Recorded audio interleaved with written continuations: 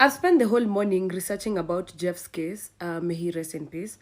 And there are notable incidences that I've collected from the data I've gotten. And I want you to come along with me because the math is not mathing. So I've written everything down because I need to understand this situation because the math is still not mathing, okay? So we have 3:27 in the AM. Who arrives at Fatso's apartment? We have Fatso himself, we have Jeff, we have the cousin, we have the driver and 3 ladies. Sawa. Higher. And then at 4:48 in the AM, Fatso and the 3 ladies leave. Now, I have several questions here. What happened here? Because we've seen a video of Jeff inside the apartment, taking, the surroundings inside the apartment, which is also a question we need to consider in this case. Sawa. We also need to know whether Jeff was alive by the time Fatso and the 3 ladies were leaving. So that is an unknown. We don't know in this case. Sawa. Higher. We have 4:48 AM. 4:48 AM, Fatso leaves, the 3 ladies leave, okay? So apparently Fatso was dropping off these 3 ladies. Yeah. So we have Jeff plus the driver plus the cousin who are now remaining inside the house. Jeff, at this point, we don't know whether Jeff is alive or dead. I want you to keep that in mind, okay? We don't know whether Jeff is alive or dead. Now, 52 minutes later, that is 5:40 in the AM, 5:40 in the AM, the cousin and the driver are seen looking around. This looking around will relate to a point later on, but meanwhile, the cousin opens a toilet and then he makes a phone call for several seconds. Now, who was he calling? Who was he calling? Another point in the case, this 52 minutes, what happened also? Kwa hizi 52 minutes. Ni nini ilifanyika hapa? Sawa. Now, 7 minutes later, that is 5:47 in the AM, a body flies down. Sawa. It flies down where? The exact place whereby the cousin and the driver were looking around. Sawa. Put that in mind, okay? Now, the pants had been drawn to the knees, which is a question of the day. Could have been a case of sodomy. We don't know. Now, the face was up. Now, I've written here reflex, okay? Sorry for the messy handwriting. Now, reflexes, for those who know biology, for those who did biology, you remember a thing about reflexes, So when you're falling, your body will tend to turn so that you can have a visual of where you're falling. Why was the face up? And the face being up, so meaning the contents of the head spilled out. Sawa. 2 minutes later, that is 5:49 in the AM, we have the cousin and the driver going live, I'm a live streaming. I don't know who was playing a guitar. That is what we call an alibi. But then, 2 minutes later, if at all this was a case of suicide, okay? If at all Jeff had killed himself, sawa. In 2 minutes, watu wangekuwa wanangalia from the window to check what is happening. Sawa. Ama they will have at least try to see what is happening because I'm assuming by the time someone falls, there's noise, there's sound, okay? Which does not make sense. Now, minutes after 9 AM, we have Fatso returning.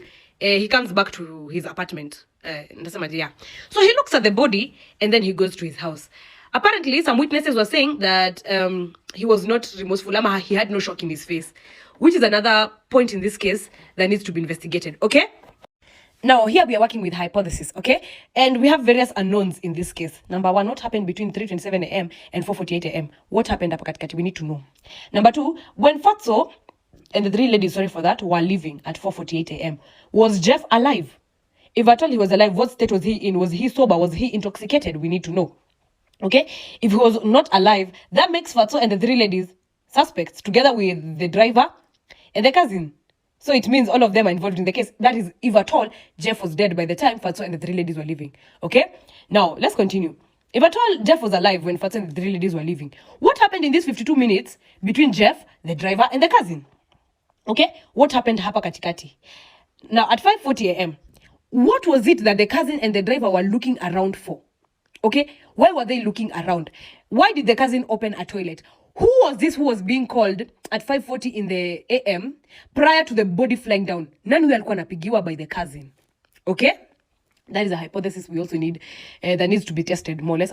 The truth needs to come out. Okay, now at 5:47 AM, we see the body flying down. From the reports given from the management of the apartment complex, no window was open at that time.